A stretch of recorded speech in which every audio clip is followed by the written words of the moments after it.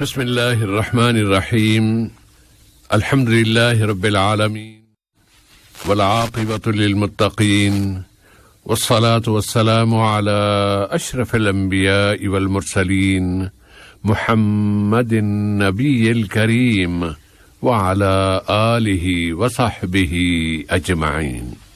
Urdu radio سے programme نور اسلام سننے والوں کی خدمت میں محترم مولانا عبدالباسط العمری اور سیف الرحمان کی جانب سے السلام علیکم ورحمۃ اللہ وبرکاتہ۔ سامعین، پروگرام کے معمول کے مطابق پہلے حصے میں ٹیلی فون کے ذریعے آپ سامعین کے سوالات وصول کیے جائیں گے، پھر آج کی دعا نشر ہوگی، دعا کے بقیہ حصہ لیں گے اور اس کے بعد SMS پر آنے والے سوال لیا جائے گا، پھر آج کے سوالات کے جوابات دیے جائیں گے۔ SMS کے لیے نمبر ہے 92080، جبکہ ٹیلی فون نمبر ہیں 44131280 اور 44874299۔ ہم ابھی پروگرام کی ابتدا میں ہی زیادہ سے زیادہ سوالات لینے کی کوشش کرتے ہیں اور آج کی پہلی کال ریسیو کرتے ہیں۔ السلام علیکم۔ السلام علیکم۔ وعلیکم السلام ورحمۃ اللہ وبرکاتہ۔ شکر الحمدللہ۔ جی محترم، کیا اس میں گرامی ہے آپ کا؟ میرا سر سوال یہ کہ میرا تقریباً 40 دن پہلے میری وائف کی ڈیتھ ہو گئی ہے۔ انا للہ و انا الیہ راجعون۔ ادھر میرے چھوٹے بچے ہیں تو میرے سپنے آ رہے ہیں، تو مجھے مولوی صاحب سے جو ہے نا ایک وظیفہ بتانے کی کہ مجھے ایک وظیفہ بتائے کہ میں اس کو جو ہے نا ذکر کروں کہ بس وہ میرے دل سے اور دماغ سے بس نکل جائے۔ یعنی سپنے میں آپ کے خوابوں میں آتی ہیں محترمہ؟ ہاں جی، خوابوں میں آتی ہے، اور مجھے بچے تو ویسے بھی یاد آتی ہے، لیکن وہ سپنوں میں بھی آتی ہے۔ اس کی دقت، اس کی میری وائف ہے نا، اس کی میری ذہن میں التل گنتی پیزے، کیونکہ میں ڈرائیونگ کرتا ہوں، اس کی وجہ سے مجھے پریشانی ہو رہی ہے۔ ایک ایسا وظیفہ بتایا کہ میں اس کو کرتا ہوں کہ بس میرے دل سے وہ نکل جائے بس۔ اللہ کرے۔ نام بتانا چاہیں گے بھائی اپنا؟ جی، میرا نام عطا محمد خان ہے۔ عطا بھائی، اور کوئی سوال ہے؟ نہیں، بس شکریہ، اللہ جزاک خیر دے۔ بارک اللہ فیکم جی، انشاءاللہ جواب آئے گا۔ بہت شکریہ، بارک اللہ فیکم، فی امان اللہ جی۔ اور اگلی کال لے لیتے ہیں۔ السلام علیکم۔ جی وعلیکم السلام ورحمۃ اللہ وبرکاتہ۔ جی محترم، کیا نام ہے؟ جعفر عالم ہے۔ جعفر عالم صاحب، کیا سوال ہے؟ جی میرا سوال دو ہے۔ ایک سوال یہ ہے کہ اگر مغرب کا نماز چھوٹ گیا ہے تو عشاء کا ٹائم میں پہنچیں گے تو پہلا کون سا نماز پڑھیں گے؟ اچھا، اگر آپ عشاء کی نماز میں پہنچے ہیں تو ابھی جماعت ابھی نہیں ہوئی تو آپ کے پاس ٹائم ہے مغرب کی نماز پڑھ، اتنا ٹائم ہے کہ آپ مغرب کی نماز پڑھ سکیں؟ جی آپ دونوں بتا دیجیے، اگر جماعت ہو رہا ہے وہ اس ٹائم میں پہنچیں گے تو، اور پہلے پہنچیں گے تو۔ اچھی بات ہے۔ یہ میرا روم پارٹنر کا سب کا ایسا سوال ہے۔ انشاءاللہ جواب آئے گا۔ دوسرا سوال کیا ہے جعفر عالم جی؟ دوسرا سوال یہی ہے کہ کوئی نماز پڑھنے کا وقت سے پہلے پڑھ سکتے ہیں، جیسے عصر کا نماز ہے اس سے پہلے اگر ہم کو کہیں جانے کا تو وہ پڑھ سکتے ہیں؟ عصر کی نماز آپ نے نہیں پڑھی اور آپ ظہر کے وقت ظہر سے پہلے عصر سے پہلے جانا چاہتے، ظہر کے بعد جانا چاہتے ہیں؟ ہاں، جوہر کا نماز تو پڑھ لی ہے، ظہر کی پڑھ لی، اس کے بعد آپ نکلنا چاہتے ہیں، لیکن جی عصر کا امکان ہے کہ چھوٹ جائے گا عصر کا، تو ہاں تو آپ ظہر کے ساتھ ہی عصر بھی پڑھ لیں۔ جی یہ جان انشاءاللہ جواب آئے گا بھائی جعفر عالم جی۔ بہت شکریہ آپ کا بھائی، فی امان اللہ۔ السلام علیکم۔ السلام علیکم۔ وعلیکم السلام ورحمۃ اللہ وبرکاتہ۔ میرا نام امان اللہ۔ جی امان اللہ صاحب، ہمارا ایک سوال ہے کہ ایک آدمی جو ہے نا ریسٹورینٹ میں کام کرتے ہیں نا، جی بھائی، ریسٹورینٹ میں کام کرتے ہیں، لیکن مثال کے طور پر ایک برگر ہے اس کا قیمت جو ہے نا 20 ریال ہے، لیکن جو آدمی کام کرتے ہیں وہ 5 ریال 10 ریال میں ہم کو دیتا ہے، یہ گناہ ہے کہ گناہ نہیں ہے؟ لیکن وہ ڈیلیوری کام کرتے ہیں۔ ذرا ایک دفعہ تو دوبارہ بتائیں، میں سمجھ نہیں پایا سوال کہ ریسٹورینٹ میں کام کرتے ہیں کوئی صاحب تو 5 ریال، ایک آدمی ریسٹورینٹ میں کام کرتے ہیں جی بھائی، لیکن وہ ریسٹورینٹ میں جب تم اندر جائے گا لیکن اس کا مثال کے طور پر ایک برگر کا قیمت جو ہے نا وہ 20 ریال ہے. جی بھائی. وہ جو ڈرائیور ہے وہ ہم کو 5 یا 10 ریال میں دیتا ہے, وہ گناہ ہے کہ نہیں ہے, بس یہی سوال ہے.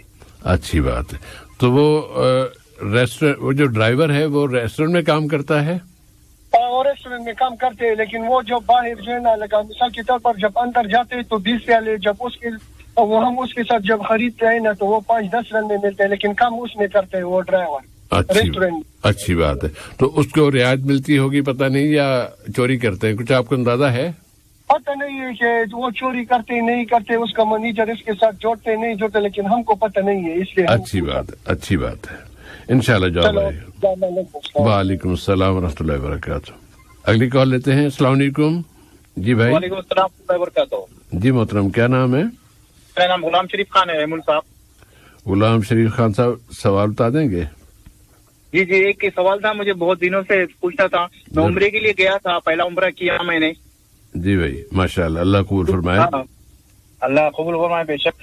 دوسرے عمرے کے ٹائم پہ جب یہ حجر اسود کو جو عمرہ کر کے حجر اسود کو جو چومتے ہیں, جی بھائی, تو میں نے کیا کیا, اس کو اس حالت میں نہ چومے, مطلب احرام کی حالت میں نہ چومنے کے احکام تھے. مطلب احکام نہیں, مطلب ایسا بتایا تھا کہ وہاں پر عید لگا ہوتا ہے, اگر آپ احرام کی حالت میں چومیں گے تو آپ کو دم لازم ہو جائے گا. تو یہ میں پوچھنا تھا, مجھے دم لازم ہوا اس وقت. میرے دوسرے عمرے کے دوران میں نے چوما تھا احرام کی حالت میں باہر نکالنے سے پہلے. جی, تو یہ مجھے پوچھنا تھا. آپ میری بات سمجھ گئے میں آپ سے کیا پوچھنا چاہ رہا ہوں؟ جی بھائی, الحمدللہ. آپ نے چونکہ آپ کے ذہن میں یہ ہے کہ چونکہ آپ احرام کی حالت میں تھے اور احرام کی حالت میں خوشبو لگانا جائز نہیں ہے, تو آپ نے جو حجر اسود کو اس کا بوسہ لیا تو حجر اسود کے اوپر انہوں نے خوشبو لگائی ہوتی, تو وہ خوشبو آپ کے ہونٹوں کو لگ گئی, اس لیے آپ کے اوپر دم تو نہیں واجب ہوگی. جی, آپ پوچھنا چاہ رہے ہیں؟ جی, میں پوچھنا چاہ رہا ہوں. انشاءاللہ جواب آئے گا بھائی. مگر وہاں پہ خوشبو نہیں تھی, میں جب چوما تھا مجھے محسوس بھی نہیں ہوئی. اچھا, آپ کو محسوس بھی نہیں ہوئی.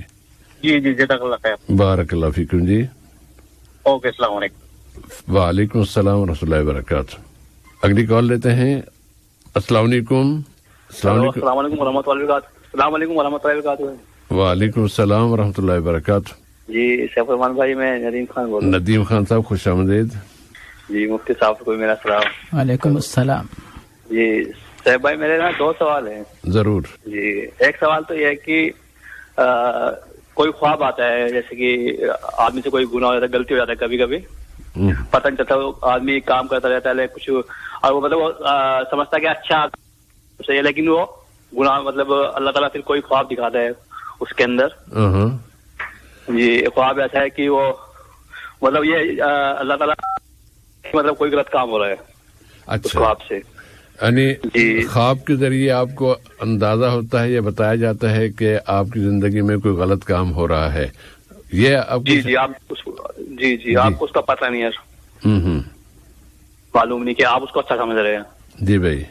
جی, تو یہ جو خواب کا آنا, یہ خواب کا آنا کیا اللہ کی طرف سے کیا ہے, لیے پوچھ رہا ہوں کہ اللہ تعالیٰ اس کو اس سے کیا نشان کیا کرنا چاہتا ہے, اللہ تعالیٰ سے کرنا چاہتا ہے کیا نہیں, مطلب یہ رائے راستے پہ لانا چاہتا ہے کیا ہے. انشاءاللہ تعالیٰ. جی, دوسرا سوال کیا ہے ندیم بھائی؟ جی, میرا دوسرا سوال ہے کیا ہے کہ جیسے کہ کوئی انسان فوت ہو جاتا ہے تو اس کے بعد کیا ہوتا ہے, ہم جیسے کہ کسی کا انتقال ہو گیا تو ہم اس کو جیسے غسل کراتے رہتے ہیں نا. جی, کبھی کبھی تو غسل کراتے وقت اس کا خون جاری رہتا ہے, پورا خون مطلب بند نہیں ہوتا بالکل. اس کا جو خون ہے نا, جی بھائی, اس کی باڈی سے کہیں نہ کسی حصے سے خون نکلتا رہتا ہے. اس کو غسل بھی کرا دیتے ہیں, پھر اس کے بعد کفن کراتے ہیں, کفن بھی اس کا پورا خون میں رہتا ہے. جی بھائی, کیا زخم ہوا تھا؟ جی, کسی کو کیا ہوتا ہے کہ کڈنی کا پرابلم ہوتا ہے, اس کو نل ڈالا جاتا ہے, کچھ ایسا ہو جائے, یا کسی کا ایسا کچھ کڈنی کا پرابلم تھا لیکن اس کے منہ سے نلکی ڈالی گئی تھی, مطلب منہ سے, جیسے کسی کے منہ سے نلکی ڈال دیتا نا. جی بھائی. یا کسی کو ایک شخص کا ایسا ہے کہ اس کو سوٹ کیا گیا تھا, گولی لگا تھا اس کو, لیکن آپریٹ ہو چکا تھا. وہ آپریٹ ہونے کے بعد اس کا زخم پورے بھر چکے تھے تاکہ واقع, لیکن اس کے بعد کیا ہے وہ بلڈ ہی بلڈ آتا اس کے اندر سے, بلڈ آنا. غسل بھی کرا دیا, پھر وہ رک گیا, پھر لیکن جیسے ہی اس کو کفن میں کیا, پھر کفن میں پھر بلڈ آنے لگا. تو یہ صحیح ہے کیا, مطلب یا اس کو پھر دوبارہ غسل کرانا چاہیے, کیا ہے اس کے بارے میں؟ अच्छी बात है, इंशाल्लाह जवाब आएगा जी। एक ये थोड़ा सवाल था दिमाग में, क्योंकि जी उसको पूरा ऑपरेट करके हर चीज पूरा कंप्लीट था, लेकिन फिर भी ब्लड आ रहा था, उसका बॉडी के अंदर कोई निशान नहीं था, ऐसा दिखाई नहीं दे रहा था, मतलब ऐसा करके जी। इसके बारे में कि उसको दोबारा गुजर क्या है उसके मसाइल के पूछना। इंशाल्लाह जवाब आएगा भाई। बहुत शुक्रिया आपका जी, आपका बहुत शुक्रिया। बारक आपके मसाइल को हल फरमाए भाई। आमीन। आपके अल्लाह सबको सलामत रखे। सबके लिए सलाम जी। अस्सलाम वालेकुम रहमतुल्लाह।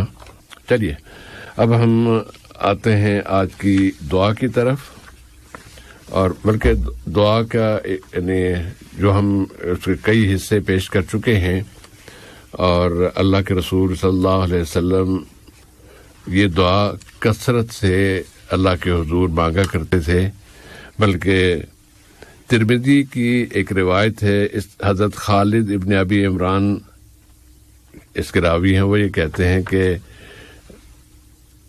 नबी करीम सल्लल्लाहु अलैहि वसल्लम बहुत कम ऐसा होता था कि आप किसी मजलिस में तशरीफ फरमा हैं और मजलिस के इख्तिताम पर आप ये दुआ ना पढ़ें जो आजकल हम याद कर रहे हैं। ये अल्लाह के रसूल सल्लल्लाहु अलैहि वसल्लम का मामूल था कि वो मजलिस के इख्तिताम पर या मजलिस में ये दुआ जरूर पढ़ा करते थे।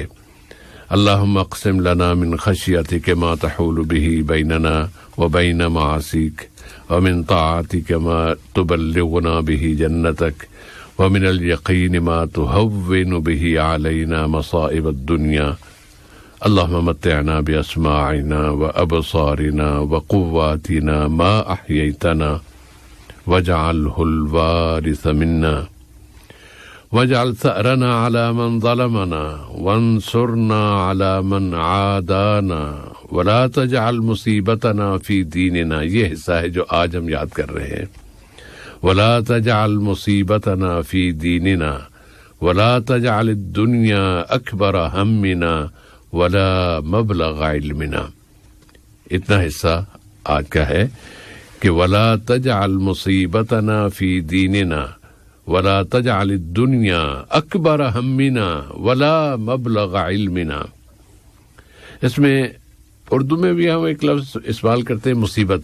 जब कोई परेशानी दुख आता है तो हम उसको कहते हैं ये मुसीबत आ गई, या मुसीबत है, या हम मुसीबत के शिकार हो गई। असल में अरबी से लिया गया है, जब आपको कोई दुख पहुंचता है, तकलीफ पहुंचती है, चोट लगती है, जख्म आता है, वो ये सारे इसके लिए असाबा का लफ्ज़ इस्तेमाल किया जाता है।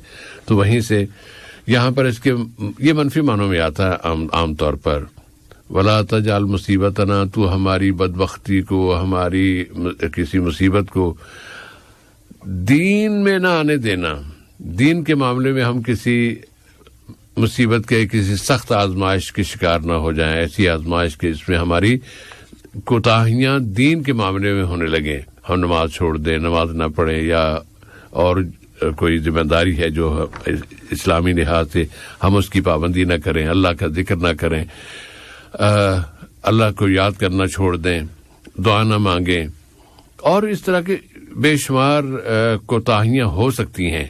तो ये दीन में मुसीबत कहलाती हैं। अल्लाह के रसूल सल्लल्लाहु अलैहि वसल्लम अल्लाह के हुजूर ये दुआ मांग रहे हैं कि या अल्लाह ऐसी कोई सूरत हाल मेरे दीन के मामले में ना आने पाए कि मैं कोताहियां करने लगूं और मैं दीन से दूर हो जाऊं और दीन के मामले में मैं किसी मुसीबत का शिकार हो जाऊं। वला तजअल दुनिया अकबर हम्मिना, और दुनिया को हमारी सबसे बड़ी फिक्र न बना देना। कहीं ऐसा ना हो कि हम बस दुनिया दुनिया करते रहे, पैसा हो क्या हो, फलां से लेना हो, फलां उससे इस तरह भी कमाना, इस तरह भी ले सकते हैं, इस तरह भी, अरे ये तो मेरे हाथ नहीं आया, और अच्छा मैं अब ऐसा करता हूँ, मैं ये करूं। बस दुनिया के मामले में ही हमारी सारी तगोदौ रहे और हम उसी में लग जाएं। अल्लाह के रसूल सल्लल्लाहु अलैहि वसल्लम इससे पनाह मांगते हैं। या अल्लाह मुझे मेरी दुनिया को मेरे लिए इतना बड़ा अहम न बना देना कि मैं बस उसी में गुम होकर रह जाऊं और उसी की परेशानी में लगा रहूं। वला तजाल दुनिया अकबर हम्मिना वला मबलग इल्मिना, इल्म की इंतहा मेरी बस दुनिया पे ही हो, खत्म हो जाए। मेरी इल्म मारिफत या मेरा नॉलेज, मेरी मालूमात, वो सारी की सारी बस दुनियावी हों। یہ ایسی صورتحال ہے کہ اس سے بچنا چاہیے اور اس سے اللہ تعالیٰ کی پناہ مانگنی چاہیے. اس لیے اللہ کے رسول صلی اللہ علیہ وسلم نے ہمیں یہ تعلیم دی، خود بھی مانگی یہ دعا اور ہمیں بھی بتایا کہ تم بھی مانگو. اور ہر مجلس میں مانگنے کا مطلب یہ ہے کہ آپ اس کو بہت زیادہ اہمیت دیتے تھے اس دعا کو، جو کہ آج کل ہم یاد کر رہے ہیں. اور اللہ کرے کہ ہمارے سامعین کی اکثریت کو سب کو یاد ہو جائے، لیکن اکثریت اگر ہو تو پھر بہت زیادہ متوقع ہے کہ یاد کر لے گی سامعین. مولانا آج کے اس حصے کے بارے میں اپنے کچھ خیالات سے آگاہ فرمائیے گا. السلام علیکم ورحمۃ اللہ وبرکاتہ. علیکم السلام ورحمۃ اللہ وبرکاتہ. الحمد للہ رب العالمین والصلاة والسلام علی عبدہ ورسولہ نبینا محمد وعلی آلہ واصحابہ اجمعین، اما بعد. بسم اللہ الرحمن الرحیم.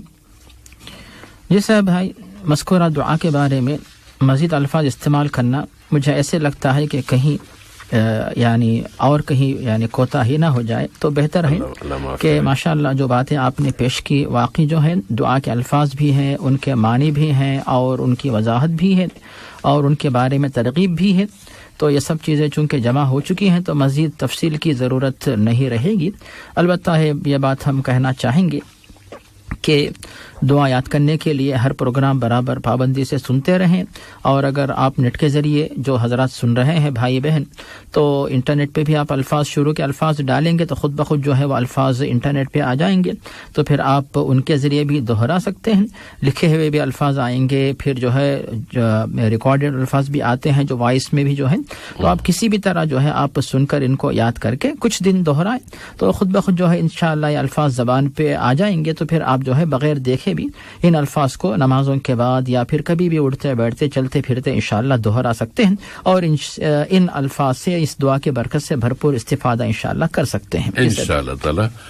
اور اللہ تعالیٰ نے ہمیں بہت ساری نعمتوں سے نوازا، جس میں انٹرنیٹ بھی ایک بہت بڑی نعمت ہے اور اس سے ہمیں استفادہ کرنا چاہیے.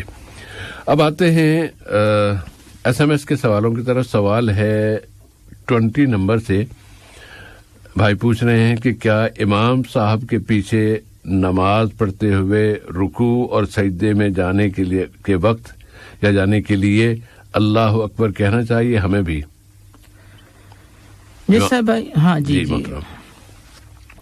جی صاحب بھائی، مقتدی حضرات جو ہوں گے امام کے پیچھے، کیا وہ حضرات بھی امام کی طرح اللہ اکبر وغیرہ کہیں گے کہ نہیں؟ اس کے بارے میں صاحب بھائی کچھ وضاحت ہم پیش کریں گے، لیکن دلائل کی تفصیل نہیں پیش کریں گے کیونکہ اس میں وقت جو ہے پورے پروگرام کا وقت جو ہے وہ چلا جائے گا.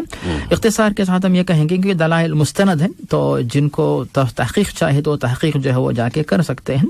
تو پہلی بات یہ ہے کہ مقتدی جو ہے کبھی بھی جب امام کے پیچھے نماز پڑھ رہے ہو تو بلند آواز سے جو ہے تکبیرات نہ کہیں، کیونکہ اس کی وجہ سے دوسرے جو حضرات ہیں تو ان کو جو ہے خلل ہوتا ہے اور وہ دعا وغیرہ میں مصروف رہتے ہیں، تو پھر ان کے لیے جو ہے اس میں خلل اندازی ہونے کی وجہ سے جو ہے پست آواز میں تکبیرات کہیں. یہ ہو گئی پہلی بات.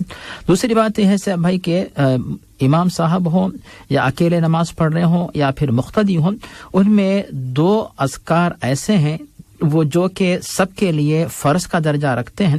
ان میں سے ہے پہلے تکبیر تحریمہ اللہ اکبر کہنا، اور آخر میں سلام پھیرنا. یہ دونوں فرائض میں شامل ہیں. امام صاحب ہو، اکیلا پڑھ رہا ہو، مقتدی ہو، سب کے سب جو ہے ان کو ادا کریں گے. اب آتی ہے بات جو باقی تکبیرات جو ہیں، جو جیسے رکوع میں جانے سے پہلے، سجدے میں جانے کے لیے، سجدے سے اٹھنے کے لیے، ان کے بارے میں جو ہے مقتدی بھی امام صاحب کی طرح ہی تکبیرات کہیں گے. لیکن کیا تکبیرات کہنا واجب ہے یا سنت ہے؟ اس کے بارے میں اکثر علماء کہتے ہیں کہ یہ سنت مؤکدہ ہے، یعنی افضل ہے. اس پر عمل کرنے سے ثواب زیادہ ملے گا. لیکن امام صاحب اونچی آواز سے کہیں گے تاکہ مقتدی ان کے اقتداء کریں، اور جو مقتدی حضرات ہیں وہ پست آواز میں کہیں گے. لیکن جو حنبلی علماء کہتے ہیں، اس ابن عثیمین وغیرہ کی بھی تحقیق یہی ہے کہ یہ جو تکبیرات ہیں وہ امام صاحب کے لیے بھی، مقتدی کے لیے بھی، سب کے لیے واجبات میں یہ شمار ہوتے ہیں. واجب کا مطلب اگر اس کو چھوڑ دیں گے تو سجدے سہو جو ہے لازمی ہوتا ہے. اب یہاں پر صاحب ایک اور بات آ کے رکتی ہے، وہ ہے کہ رکوع سے اٹھنے کے وقت جو ہے امام صاحب کہتے ہیں سمیع اللہ لمن حمدہ اور مقتدی کہتے ہیں ربنا ولک الحمد. تو یہاں پر امام صاحب کیا کہیں, مقتدی کیا کہیں؟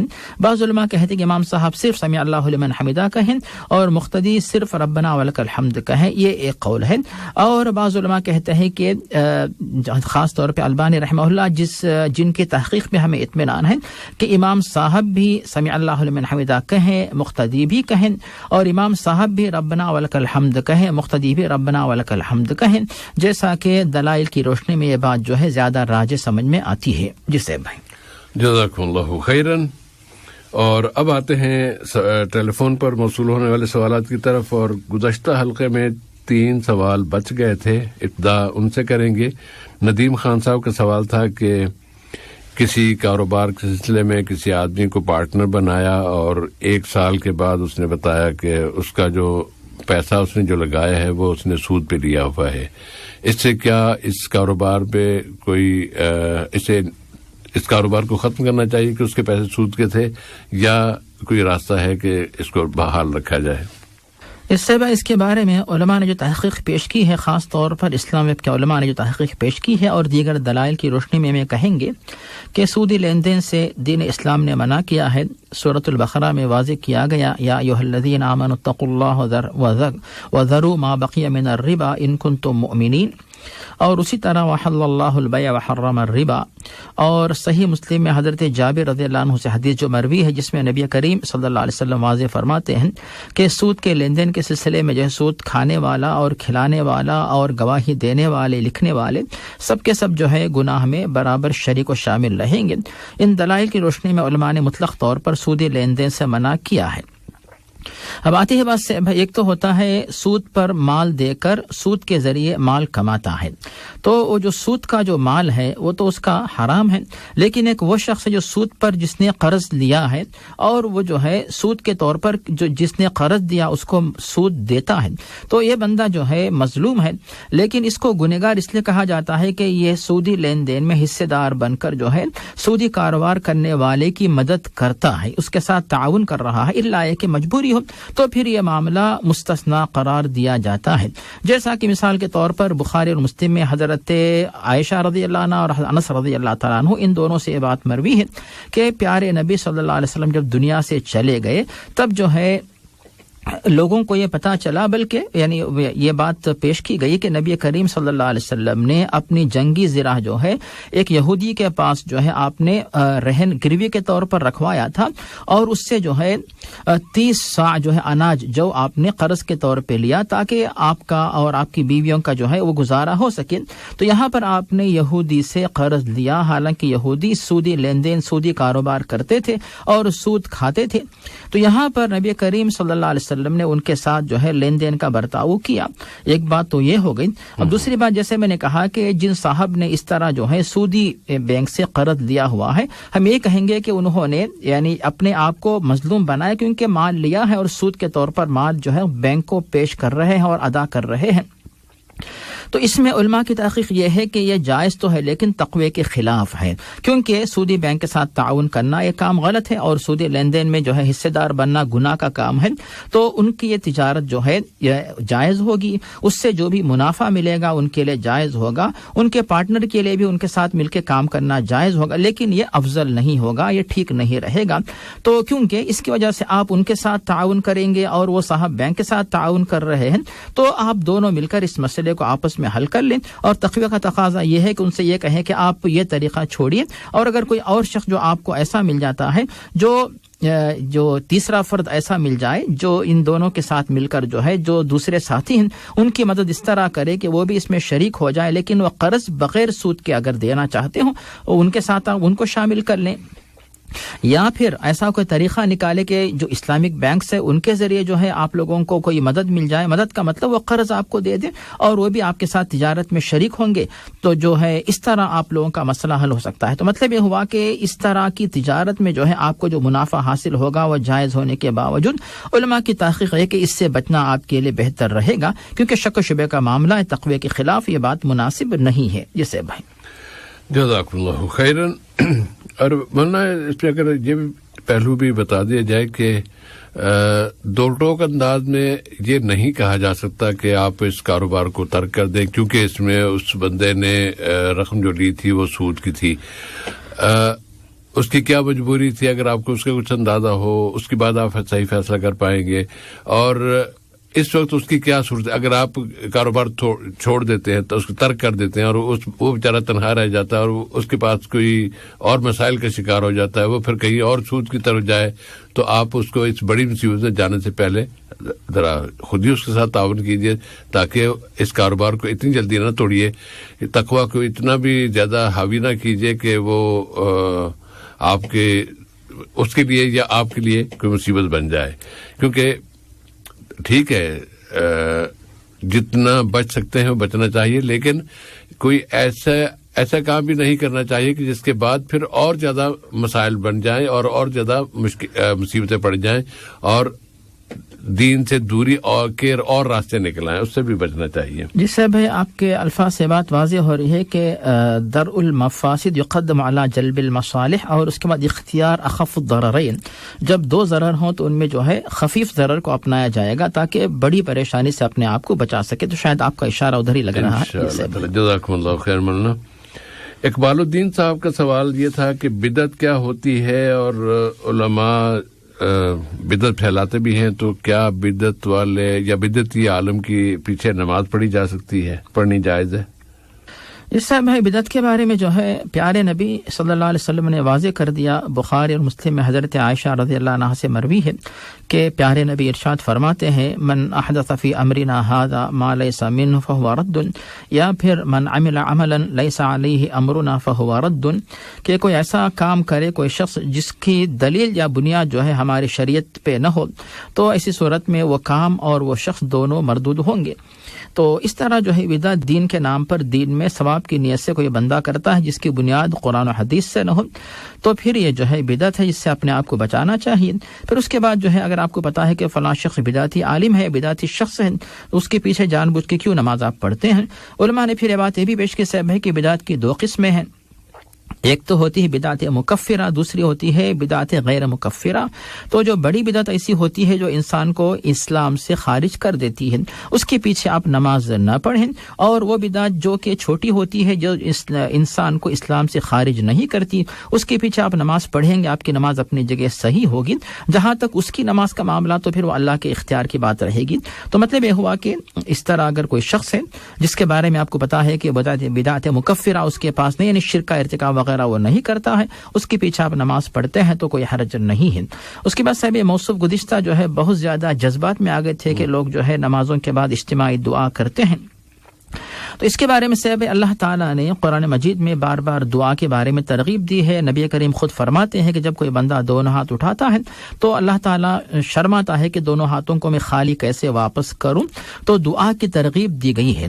اب نمازوں کے بعد دعا کرنے کے بارے میں جو ہے جو حدیث ہمیں ملتی ہے ترمذی میں ابو امامہ سے کہ پیارے نبی واضح فرماتے ہیں کہ اللہ تعالیٰ سب سے زیادہ اس دعا کو قبول کرتا ہے جو نمازوں کے بعد، فرض نمازوں کے بعد کی جاتی ہے. تو یہ بھی ایک فضیلت وارد ہے. اور نبی کریم صلی اللہ علیہ وسلم بار بار ہاتھ اٹھا کر دعا مانگتے تھے. جیسے ام سلیم کے گھر پہ تشریف لے گئے، حضرت انس کے لیے پیارے نبی نے جو ہے یعنی سنت نماز کے بعد دعا کی. اسی طرح طفیل بن عمر نے آ کر یمن والوں کے بارے میں کہا کہ آپ دوس کے بارے میں بد دعا کریں. نبی کریم نے ہاتھوں کو اٹھا کر ان کے حق میں ہدایت کی دعا کی. تو ہاتھوں کو اٹھانا، دعا کرنا، یہ بار بار نبی کریم سے ثابت ہے. اب اس کے بعد ہم اسی لیے امام بخاری اور حافظ ابن حجر ان کی تحقیق یہ ہے کہ فرض نمازوں کے بعد دعا کرنا یہ مستحب اور ثابت ہے. لیکن اس میں ابن تیمیہ، ابن القیم وغیرہ کی تحقیق یہ ہے کہ فرض نمازوں کے بعد دعا کرنا پیارے نبی سے ثابت نہیں ہے. تو یہ علماء کے مختلف اقوال پائے جاتے ہیں. لیکن اگر اس طرح ہم لوگوں کو منع کرتے رہیں گے کہ دعا ہی نہ کرے تو کبھی بھی دعا کرنے کے لیے آپ کو ثبوت نہیں ملے گا. نماز سے پہلے، نماز کے بعد، گاڑی میں، بستر پہ کہیں گے کہ بھی یہاں نبی نے دعا نہیں کی. تو چونکہ اللہ تعالیٰ نے ترغیب دی ہے، نبی کریم نے ترغیب دی ہے، عمل کیا ہے، دعا کبھی بھی آپ کر سکتے ہیں. لیکن صاحب بھائی جس بارے میں ہم بتانا چاہیں گے کہ فرض نمازوں کے بعد دعا کو یعنی امام کے ساتھ جو اجتماعی دعا کو ضروری سمجھنا یہ ٹھیک نہیں ہے. تو اس طرح لوگوں کے پاس عادت پڑ چکی ہے. عوام الناس یہ سمجھتے ہیں کہ ہم کو دعا نہیں آتی اور امام صاحب کو دعا آتی ہے, وہ دعا کرتے ہم آمین کہتے ہیں. تو اس طرح ایک عادت پڑی ہوئی ہے جو کہ مناسب نہیں. تو ہم یہی کہیں گے کہ علماء اور ائمہ خطبہ جو ہیں ان کو چاہے کہ لوگوں کو بتا دے کہ دعا ہم جو کرتے ہیں اجتماعی دعا, یہ صرف آپ لوگوں کو دعا کی عادت ڈالنے کے لیے, دعا کے الفاظ سکھانے کے لیے, ورنہ اس کا نماز سے کوئی تعلق نہیں. مطلب یہ ہوا کہ نماز کا حصہ نہیں اجتماعی دعا کے بغیر, بلکہ فرض نماز کے بعد دعا کے بغیر بھی نماز مکمل ہوگی, صحیح ہوگی, انشاءاللہ قابل قبول ہوگی. اسی لیے اگر کبھی کبھی تعلیم کے طور پر کوئی امام صاحب دعا کر دیتے ہیں کوئی حرج نہیں, ورنہ پابندی سے کرنا یعنی ہمیشہ ضروری سمجھنا, نماز کا حصہ سمجھنا, اس کے بغیر یعنی وہاں سے نہ اٹھنا, یہ بات ٹھیک نہیں ہے. لیکن صاحب موصوف گزشتہ اتنے زیادہ وہ ناراض ہو رہے تھے جیسے یعنی مسلمان ابو جہل سے, ابو لہب سے ناراض ہوتے ہیں, اتنا غصہ وہ ان پہ اتار رہے تھے جو اس طرح نمازوں کے بعد جو ہے دعا مانگتے ہیں. تو بہرحال اس طرح کا مسلسل عمل چونکہ پیارے نبی سے ثابت نہیں ہے, تو ہم یہ کہیں گے کہ اس طرح علماء پابندی نہ کریں, ہمیشہ پابندی کے ساتھ. لیکن اگر تعلیم کے طور پر کبھی کبھی, یاد دہانی کے طور پر کبھی کبھی کر لیا جاتا ہے, کوئی حرج نہیں. اور امت کے بارے میں اتنا سخت رویہ, اسی باتوں کے بارے میں سخت رویہ اختیار نہ کریں. بہت سارے ایسے معاملات دنیا میں چل رہے, کفر ہے, شرک ہے, الحاد ہے, زندگی ہے, بے دین اسلام کی عداوت جو چل رہی ہیں, تو ان کے بارے میں اپنے سخت جذبات رکھیے آپ. وہاں بھی جو ہے اللہ تعالیٰ کہتا ہے حکمہ اور موعظہ حسنہ, وہاں پر بھی حکمت کے ساتھ, اچھی نصیحت کے ساتھ لوگوں کو آپ دین کی طرف بلائیں. اتنے سخت جذبات جو ہے یہ رکھنا یہاں پہ شاید غیر مناسب لگ رہا تھا. جی صاحب بھائی جزاکم اللہ خیر. مرنا ایک بات یہ کرنا چاہتا تھا کہ اقبال الدین صاحب کا تعلق لگتا ہے کہ وہ پاکستان سے ہے. اگر پاکستان سے ہیں تو پاکستان کی صورتحال یہ ہے کہ وہاں کی آبادی کی اکثریت نماز پڑھتی ہی نہیں ہے. چلیے کسی بہانے مسجد آ گئے ہیں, نماز پڑھ رہے ہیں, پڑھنے دیں. اگر صرف اس بنا پر کہ چونکہ یہ مولوی صاحب جو ہیں وہ اس کے بعد باجماعت دعا مانگتے ہیں, آپ اسے مسجد سے نکال دیں گے تو تھوڑا برداشت کر لینا چاہیے. ہو سکتا ہے کہ اللہ تعالیٰ ان کی دعا قبول کر لے. اس میں ان جو 50, 60, 70 جتنے بھی افراد نماز پڑھ رہے ہیں اس کی دعا قبول کر رہے تو ساتھ میں ہماری دعا بھی قبول ہو جائے. اس کا پازیٹو پہلو اگر آپ اس طرح دیکھ لیں تو اس کو کسی حد تک برداشت کیا جا سکتا ہے. یہ غلط اس معنی میں ہے کہ اس کی کوئی سند اللہ کے رسول صلی اللہ علیہ وسلم سے نہیں ملتی. لیکن اس کا یہ مطلب نہیں ہے کہ یہ کوئی گناہ کا کام ہے. گناہ کا کام نہیں ہے. اللہ کے رسول نے دعا مانگنے کی ترغیب دی, کسی وقت بھی دعا مانگے, جب بھی مانگ لیں. یہاں پر ایک مولوی صاحب تھے ہمارے علاقے میں, محلے پہلے جس محلے میں رہتے تھے وہاں پر, وہ اگر کوئی صاحب نماز کے بعد ویسے دعا مانگ رہے ہیں تو وہ آ کے ان کے ہاتھ الٹے کر دیتے, کہتے ہیں نہیں یہ اس کا ثبوت نہیں. بھائی ہر جگہ ثبوت نہیں, ضروری نہیں ہے. جب اللہ کے رسول نے کہہ دیا کہ ہاتھ اٹھا کے دعا مانگو تو انفرادی طور پر دعا مانگنی چاہیے, اس کا اہتمام کرنا چاہیے. البتہ نمازوں میں دعا مانگنے کا جو ہے اس کا اہتمام ضرور کیا جانا چاہیے. نماز میں, ہر نماز میں 7 ایسے مقامات ہیں کہ جن میں دعا مانگنا سنت ہے, تو ہمیں نماز میں مانگنی چاہیے. اس میں سب سے بڑا موقع سجدہ ہے, پھر تشہد ہے, ان میں دعائیں مانگنی, جتنی دعائیں مانگی جائے. اور ویسے باجماعت تو ذرا ٹائم کم ملتا ہے, لیکن جب آپ نفل پڑھ رہے ہو, سنتیں پڑھ رہے ہو تو ان میں ضرور دعا مانگیں. گلدار احمد بٹ صاحب کا سوال تھا کہ دنیا جہان کے مزار تو ہمارے علاقوں میں, ہمارے ملکوں میں ہیں, یہاں خلیج میں مزار تو کہیں نہیں ہے, یہ ہمارے علاقوں میں ہی کیوں شرک ہو رہا ہے؟ جی مولانا صاحب اس کے بارے میں بتانا یہ ہے کہ بے شک موصوف کے جذبات ٹھیک ہیں, اپنی جگہ معقول ہیں, اور اللہ تعالیٰ نے اس کے بارے میں جو فرمایا کہ وَلَا تَدْعُ مَعَ اللَّهِ إِلَٰهًا آخَرَ فَتَكُونَ مِنَ الْمُعَذَّبِينَ. سورۃ الشعراء میں اللہ تعالیٰ نے واضح کر دیا کہ آپ اللہ تعالیٰ کے سوا کسی اور کو نہ پکاریں ورنہ عذاب پانے والوں میں شامل ہو جائیں گے. اسی طرح سورۃ الجن کے اندر بھی اللہ تعالیٰ نے واضح کیا کہ وَأَنَّ الْمَسَاجِدَ لِلَّهِ فَلَا تَدْعُوا مَعَ اللَّهِ أَحَدًا, کہ اللہ تعالیٰ کے سوا کسی اور کو مت پکارو. اور مسلمان ہمیشہ سے بھائی سورۃ الفاتحہ جو ہر دن جو ہے نماز میں ہم لوگ ماشاءاللہ دہراتے ہیں کہ ایاک نعبد و ایاک نستعین, کہ اللہ تعالیٰ کی ہی عبادت کرتے ہیں اور اللہ تعالیٰ کی ہی مدد ہم لوگ مانگتے ہیں.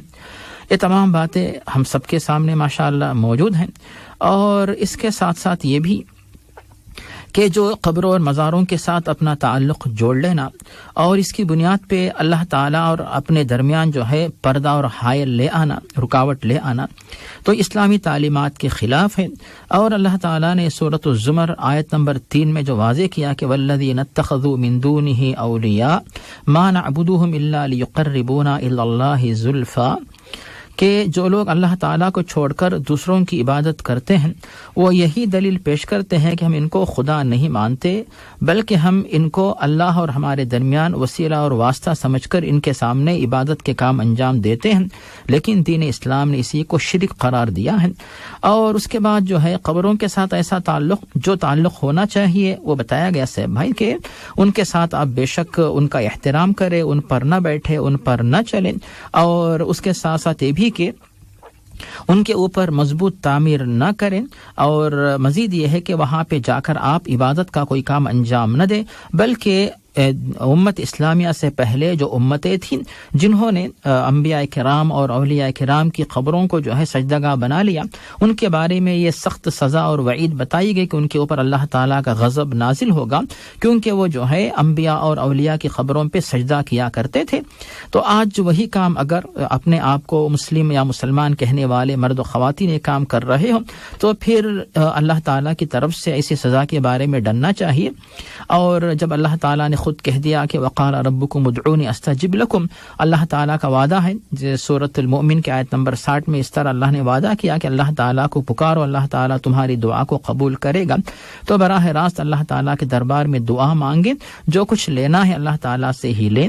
اور اس کے بعد سے بھائی جو اس امت کے اندر جن کے اوپر اللہ تعالیٰ نے ذمہ داری عائد کی ہے، جو ائمہ، خطبہ، علماء، مولوی، جو بھی حضرات ذمہ دار بنے ہوئے، ذمہ دار سے مراد دینی معاملات کے بارے میں ان کے اوپر ذمہ داری عائد ہوتی ہے کہ جو سچی تعلیمات ہیں ان کو امت کے سامنے پیش کریں اور لوگوں کو اللہ تعالیٰ کے ساتھ مربوط کریں، اللہ تعالیٰ کے ساتھ جوڑ دیں، اللہ کے علاوہ جن چیزوں کے ساتھ ان کے دل لگے ہوئے ہیں تو ان سے ہٹائیں۔ بے شک ان کا احترام دلوں میں رکھیں، ان کے حق میں ہم دعا کرتے ہیں، بزرگوں کی توہین نہیں کرتے، لیکن بزرگوں کی توہین یعنی بزرگوں کا احترام کا مطلب یہ نہیں ہے کہ ان کی پرستش کرے، جو مانگنا ہے ان سے مانگ لے، تو یہ دین اسلام کی تعلیمات کے خلاف ہے، اسی کو جو شرک کہا جاتا ہے، جس سے اپنے آپ کو بچانا ضروری ہے۔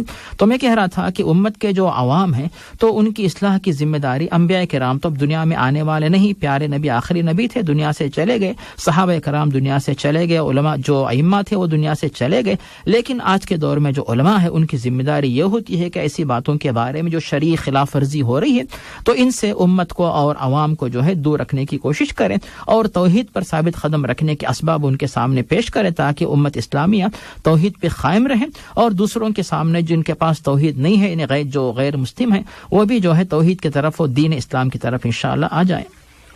جزاکم اللہ خیرن۔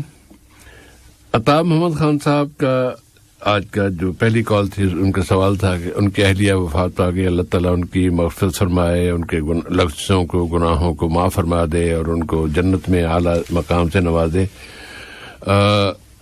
اب ان کے سپنوں میں یا خوابوں میں وہ کہتے ہیں آتی ہیں اور کبھی کبھی ڈرائیونگ کر رہے ہیں تو پھر اس وقت پہ بار بار خیال آ جاتا ہے، تو اس میں کسی غلطی ہونے کا اندیشہ بھی ہے، کہیں ایسا نہ ہو تو جوستر بڑھ جائے اور ایکسیڈنٹ وغیرہ ہو جائے۔ اس سے بچنے کے لیے وہ کہتے ہیں کہ کوئی ایسا وظیفہ ہے کہ میں وہ کروں تو مجھے ان کی یاد یا ان کے اس طرح کے جو خیالات آ رہے ہیں وہ نہ آئیں۔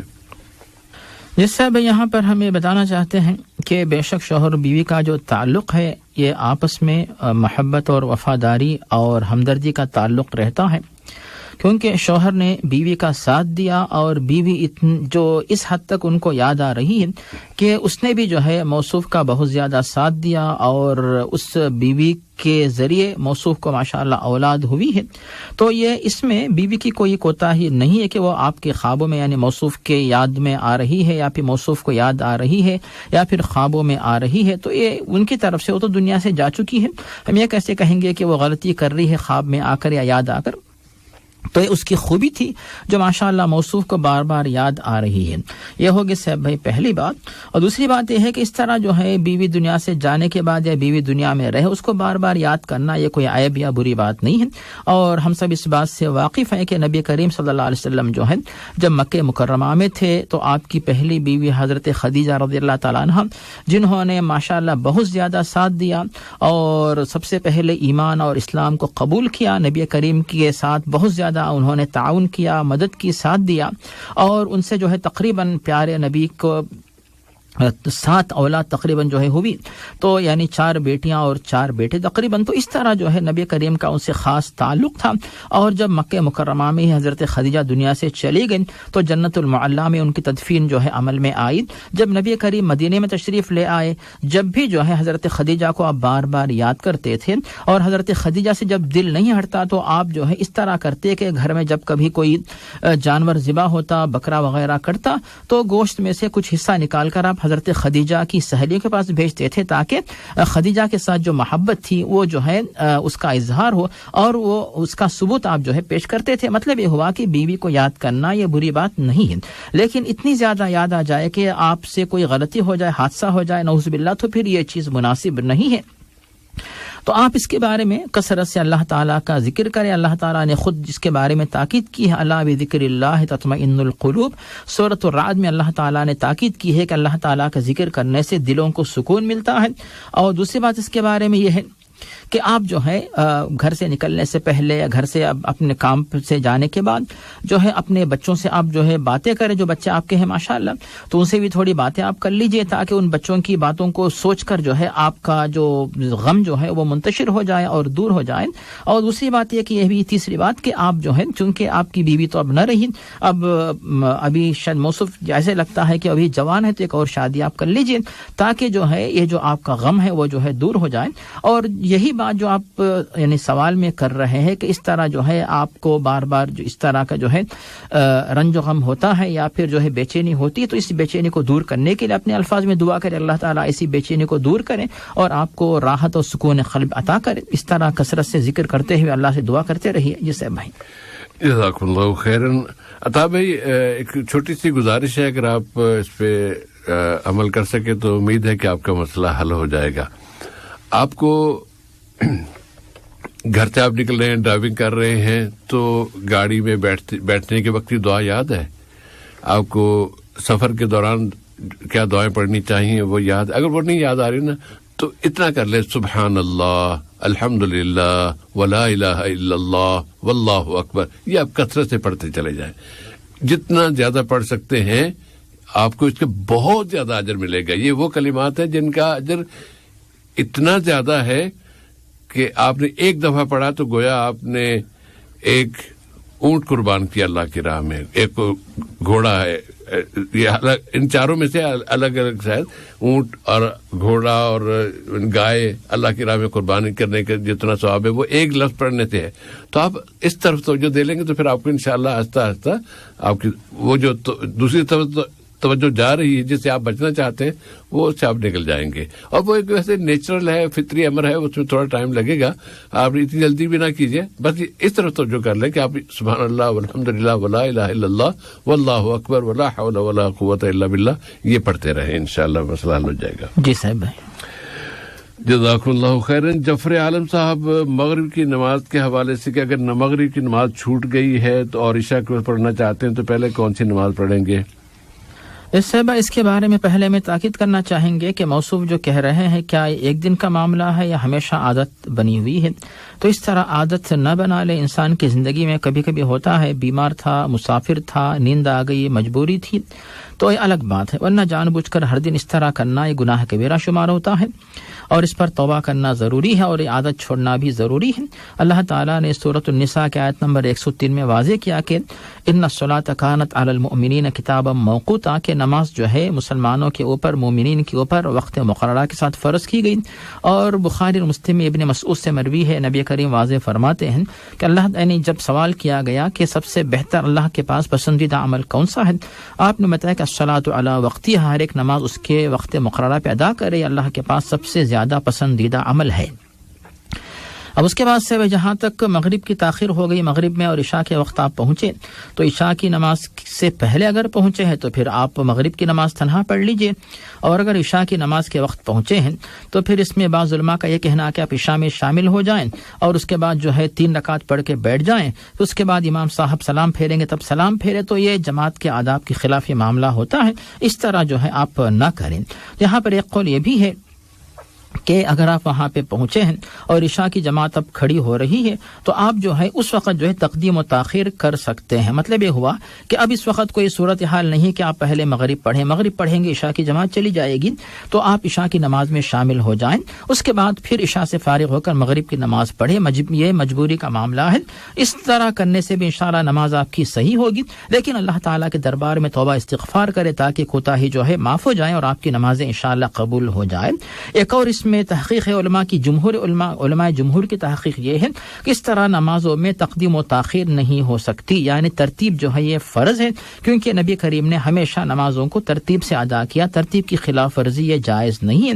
تو آپ کے لیے بہتر یہ ہوگا کہ جس دن اس طرح کا معاملہ پیش آیا تو اس دن جو ہے آپ عشاء کی نماز میں جماعت کے لیے نہ جائیں، آپ الگ سے جہاں کہیں بھی آپ رہیں گے، کیونکہ جماعت چھوڑنے کا گناہ اتنا بڑا نہیں جتنا ترتیب کو الٹ دینے کا گناہ، جس کی وجہ سے اس بات کا بھی امکان ہے کہ نماز قبول ہی نہ ہو، نماز صحیح نہ ہو، کیونکہ ترتیب الٹ جانے سے ہو سکتا ہے اللہ تعالیٰ اس نماز کو قبول نہ کرے، نعوذ باللہ۔ ابن تیمیہ رحمہ اللہ مانتے ہیں کہ ترتیب الٹ جانے سے نماز صحیح ہوتی ہے، لیکن اکثر علماء اس بات کو نہیں مانتے ہیں، تو آپ مسجد میں نہ جائیے بلکہ الگ سے پہلے مغرب پڑھے پھر عشاء پڑھے، اور دوسرے دن جو بھی ہیں ان دنوں میں جو ہے ایسی غلطی نہ کرے بلکہ پابندی سے ترتیب کے ساتھ تمام نمازوں کو ادا کریں۔ جسے بھائی جزاکم اللہ خیرن۔ جعفر عالم صاحب یا ان کے ساتھی جو انہوں نے ان سے پوچھا کہ وہ عصر کی نماز عصر کا وقت شروع ہونے سے پہلے پڑھنا چاہتے ہیں، کیا کوئی صورت ہے؟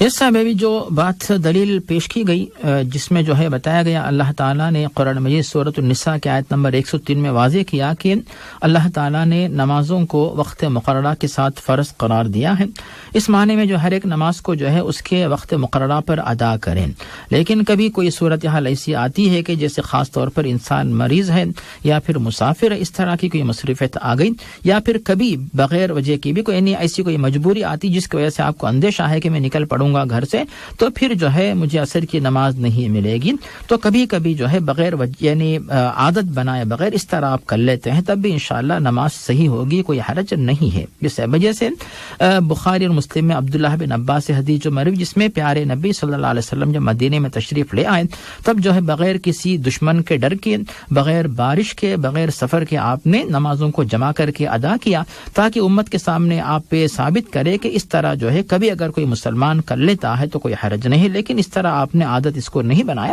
اسی لیے کبھی ایسی کوئی صورت یا عذر مجبوری پیش آتی ہے تو آپ جو اس پر عمل کر کے استفادہ کر سکتے ہیں۔ جسے بھائی جزاک اللہ خیرن۔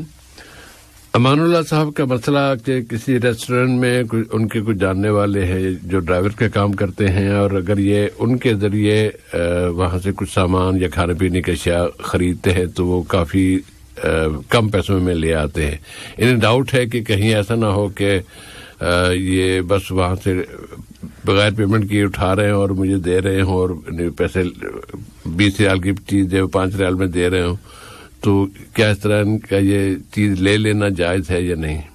اس سے اب یہاں پہ بتانا یہ ہے کہ بے شک تقوی کا تقاضا یہی ہے کہ جو چیز جس قیمت کی ہے اس قیمت میں آپ خریدیں، لیکن بسا اوقات ایسا بھی ہوتا ہے صاحب کہ بعض ریسٹورینٹس ایسے ہوتے ہیں جن کے اندر جو ہے کوئی شخص آرڈر دیتا ہے پھر نہیں آتا، یا پھر زیادہ مقدار میں لوگ چیزیں بنا دیتے ہیں ریسٹورینٹ والے، پھر وہ چیزیں بچ جاتی ہیں اور شام میں ان سب کو پھینک دیتے ہیں۔ پھینکنے کے بجائے کوئی بندہ آ جاتا ہے جس کو وہ سمجھتا ہے کہ میں ہمدردی کر رہا ہوں، تو اس ہمدردی کی نیت سے اگر آپ کو وہ دے رہا ہے کہ آپ جو ہے 20 کی چیز 5 میں لے لیجئے، اگر 5 میں بھی کوئی نہیں لے گا تو رات میں جب ریسٹورینٹ بند کریں گے تو لازماً وہ سب چیزیں ان کو پھینکنا ہی ہوتا ہے، لازماً یہاں پہ قانون ہے۔ تو اس طرح کوئی بندہ آپ کے ساتھ ہمدردی کر کے آپ کو وہ دے رہا ہے، آپ اس کو 20 کی چیز 5 ریال میں لے رہے ہیں، اس میں کوئی حرج نہیں ہے، لیکن اگر آپ کو شک ہے ڈاؤٹ ہے تو آپ اسے تنہائی میں پوچھ لیجئے اور واضح کر دے گا کہ اس کی وجہ کیا ہے۔ تو وہاں پہ جو مینجمنٹ ان کی طرف سے اس کو اجازت مل رہی ہے کہ اس طرح تم جو ہے کسی کو کم قیمت میں دے سکتے ہو، اگر اس معنی میں وہ دے رہا ہے تو کوئی حرج نہیں ہے، لیکن اگر وہ دھوکہ دے رہا ہے تو پھر یہ جائز نہیں. لیکن اس طرح کوئی شخص دھوکہ دینے کا امکان یہاں پہ کم لگتا ہے، کیونکہ یہاں پر ہر چیز کا حساب و کتاب رہتا ہے، یعنی ہر جگہ پہ حساب کتاب رہتا ہے. اور اگر دھوکہ بھی دے گا اس کو فائدہ کیا ہوگا؟ ہو سکتا ہے زیادہ یہ فائدہ ہوگا کہ اس کو یعنی 20 ریال کی چیز کے بارے میں بل نہیں بنائے گا، 5 میں آپ کو دے گا، 5 ریال جیب میں ڈالے گا. تو اس کا اندازہ ہے کہ یہ بہت ہی نادر، شاذ و نادر اس طرح کا معاملہ پیش آتا ہے. تو مجھے جہاں تک اطمینان ہے، اس طرح اگر آپ کو وہ دے رہا ہے تو کوئی حرج انشاءاللہ نہیں رہے گا. جی صاحب بھائی، میرے تو ذہن میں یہ خیالات ہے کہ ظن المؤمنین خیرا، کہ مومنوں کے بارے میں اچھا گمان رکھنا چاہیے. میرے ذہن میں یہ آیا تھا کہ انہوں نے ان سے 5 ڈال لیے تو باقی پیسے اپنی جیب سے ڈال کے ان کی اس کو پوری رقم دے رہے ہوں گے ریسٹورینٹ والے کو، اور ان کے ساتھ اس طرح تعاون کر رہے ہوں گے. یہ بھی ایک صورت ہو سکتی ہے. جی صاحب، یعنی جو کئی صورتیں ان میں سے ایک صورتحال یہ بھی اس بات کا بھی امکان ہے کہ موصوف کسی کے بارے میں ہمدردی کرتے ہوئے باقی جو پیسے اپنی جیب سے ڈال کر ثواب کمانا چاہتے ہوں، تو اس میں بالکل کوئی حرج نہیں، آپ انشاءاللہ اس سے استفادہ کر سکتے ہیں. جی صاحب بھائی، جزاک اللہ خیرن. غلام اشرف یا شریف خان صاحب کا سوال کہ عمرے کے لیے تشریف لے گئے، اللہ تعالیٰ عمرے قبول فرمائے، عبادت قبول فرمائے. کچھ بال کی کھال اس طرح نکلی کہ احرام کی حالت میں حجر اسود کا بوسہ لیا، چونکہ حجر اسود پر عام طور پہ کچھ تھوڑے وقفے کے بعد کپڑے پہ خوشبو لگا کے اس کو کپڑا پھیرا جاتا ہے حجر اسود پہ، اس پہ خوشبو آ رہی ہوتی ہے. اب انہوں نے بوسہ لیا اور اس کا مطلب احرام کی حالت میں انہوں نے خوشبو سونگھ لی اور خوشبو ان کے جسم کے ساتھ ٹچ ہو گئی. اس طرح کا کوئی خیال آ کے تو کہیں ایسا تو نہیں کہ ان پر دم پڑ گئے، دم واجب ہو گیا ہو، جبکہ وہ خوشبو انہیں آئی بھی نہیں تھی. جی صاحب، اس کے بارے میں بتانا یہ ہے کہ بے شک احرام کی حالت میں جو ہے خوشبو لگانا جسم کو یا احرام کے لباس کو، جو 2 چادریں ہوتی ہیں ان کو خوشبو لگانا یہ منع ہے. اور صلح حدیبیہ کے موقع پر ایک صحابی نے جو ہے سلے ہوئے کپڑے پہنے اور خوشبو لگا لی، تو نبی کریم نے کہا کہ جو خوشبو تم کو لگی اس کو دھو کر صاف کر لو، دور کر لو.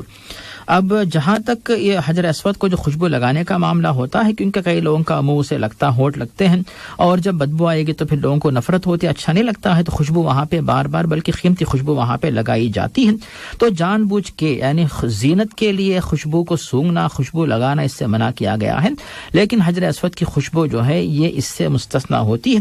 لیکن اگر آپ کو شک ہے تو آپ اس کے پاس چہرہ لے کر گئے، خوشبو اگر آپ کو، اب موصوف تو کہتے کہ خوشبو تھی ہی نہیں، تو اگر آپ خوشبو آپ کو وہاں پہ محسوس ہو رہی تو آپ اپنا چہرہ ہٹا لیجئے، کوئی حرج نہیں. لیکن اس کو علماء نے جو ہے اپنے جسم پر خوشبو لگانا یا پھر خوشبو کی زینت حاصل کرنا، اس سے اس کو جو ہے مستثنا بتایا ہے کہ نہ تو وہ آپ کے جسم کو لگتی ہے اور نہ آپ کے لباس کو.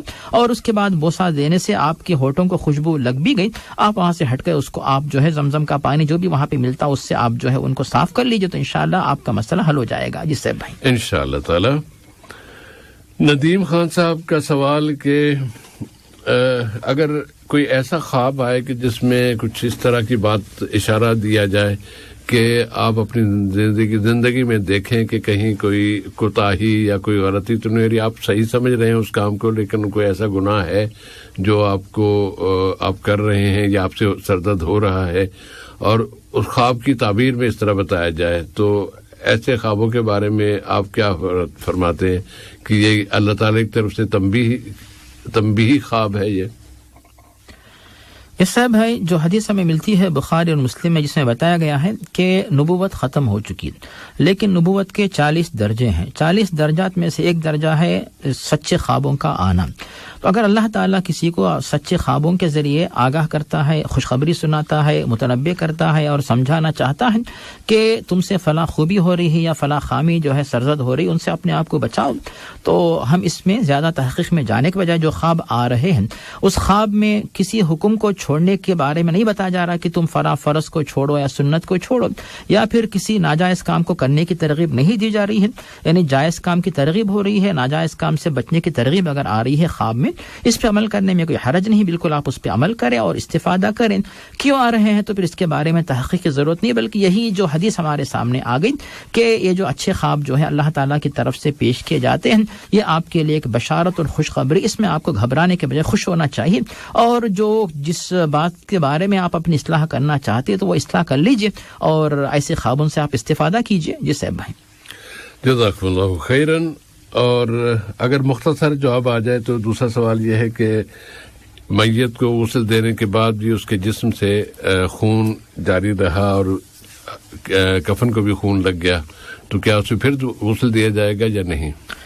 جس سے بھائی میت کو غسل دینا یہ فرائض میں شامل ہے، اور اس کے بعد جو ہے میت کے جسم سے جو اگر خون بہ رہا ہو کسی بھی وجہ سے تو میت کو غسل دینے کے بعد یا پھر جہاں سے خون بہتا ہے ان مقامات کو بند کیا جاتا ہے، اور جو پالیتھین وغیرہ ہوتی ہے جیسے ہم یعنی جو پلاسٹک وغیرہ کہتے ہیں تو وہ اس کو لپیٹ دیں جو زخم ہے جہاں پہ خون بہ رہا ہے، اور جب کفن بھی اس کو پہنایا جائے گا اس کے بعد خون بہتا ہو تو اس کے اوپر پالیتھین وغیرہ سے اچھی طرح جو ہے اس طرح آپ کفن کے بعد اس کے اوپر پالیتھین باندھ دیں، لپیٹ دیں کہ خون کی بو، خون کی بدبو، مہک یا پھر خون جو ہے باہر نہ آنے پائے، اس طرح اس کو اطراف سے محفوظ کر دیں تاکہ دوسرے لوگ جو جنازے کی نماز میں شرکت کریں گے یا پھر اس کو اٹھائیں گے دفن کریں گے ان کو اس کے بارے میں تکلیف نہ ہو۔ اور جہاں تک خون جو مسلسل بہتا ہے تو کسی کی اختیار کی بات نہیں ہوتی تو دوبارہ غسل دینا ضروری نہیں، کیونکہ جتنی بار غسل دیں گے تو پھر خون بہتا رہے گا، تو اطراف پالیتھین لپیٹ دیں جیسا کہ یہاں پہ عام طور سے خطر میں ہوتا ہم نے دیکھا ہے۔ اس کے بعد پھر لے جا کر جو ہے جنازے کی نماز کے بعد تدفین کا کام مکمل کر دے، دوبارہ وغیرہ اس کی ضرورت نہیں ہے کیونکہ یہ آپ کے اختیار سے باہر کا معاملہ جس کے بارے میں کوئی مواخذہ محاسبہ انشاءاللہ نہیں ہوگا۔ اس سے بھائی جزاکم اللہ خیرن۔ اور پروگرام کے آخری 1 منٹ میں ہم بس یہ گزارش کرنا چاہیں گے کہ گزشتہ حلقے میں ہم جس قتل کی کوشش کے حوالے سے بات کر رہے تھے، یہ جو نہج یا اسلوب ہمارے ملکوں میں اور ہماری سیاست میں آ گیا ہے، اس سے بچنے کے لیے اور دوسروں کو بچانے کے لیے اور کچھ نہیں کر سکتے تو اللہ کے حضور دعا تو کر سکتے ہیں، لیکن اس کو ہمیشہ اس کی حوصلہ شکنی کی جانی چاہیے، نہ کہ ظالموں کی حوصلہ افزائی ہو اور وہ ظالم جو ہے ہم ان کے ہم یہاں ملائیں، ہاں جی وہ ایسے تھا، ہاں جی ایسا کر دینا چاہیے۔ کبھی بھی یہ انسانی جان جو ہے اس کی حفاظت کی جانی چاہیے، نہ کہ خون بہانا چاہیے۔ مسلمان کبھی بیجا خون بہانے کی اس کے لیے کوئی گنجائش ہے ہی نہیں سرے سے، اور خود یہ کسی کے بارے میں کوئی تصور قائم کر کے اس کو گولی مار دینا، یہ سیدھا ڈائریکٹ اپنے آپ کو جہنم میں بھیجنے کی کوشش ہے۔ اگلی ملاقات تک کے لیے اجازت، والسلام علیکم ورحمۃ اللہ وبرکاتہ، وصلی اللہ علی نبینا محمد وعلی آلہ وصحبہ وبارک۔